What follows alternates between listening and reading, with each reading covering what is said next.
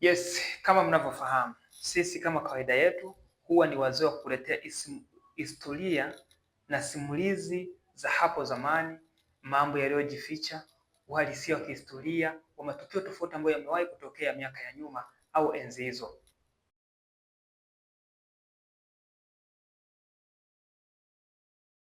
Karibu sana Magu Online TV ili tuendelee kukupa historia.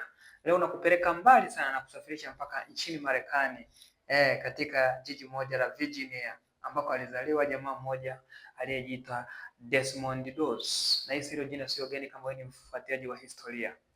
Jamaa ambaye alipigana vita ya pili ya dunia akiwa katika upande wa jeshi la Marekani bila kutumia silaha yoyote ile.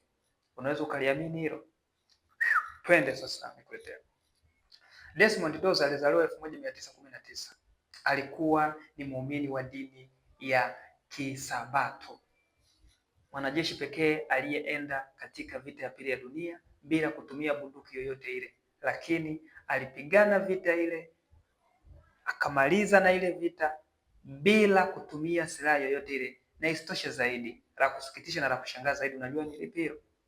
Aliokoa wanajeshi wenzake 75.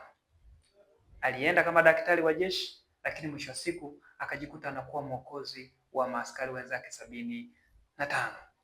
Alipigwa risasi, alipigwa mabomu, lakini yeye hakuua mtu. Na wanakuambia alipokuwa akitaka kuokoa mtu, alipokuwa kwanza anasali, alafu ndo anaokoa mtu.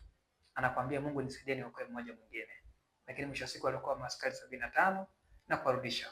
Na mwisho alikuja kutambuliwa na jeshi la Marekani na kupewa medali ya juu kabisa ya cheo cha heshima. Huyo ni Desmond Doss. Ulikuwa unalijua hilo? Takuletea mengine makubwa zaidi.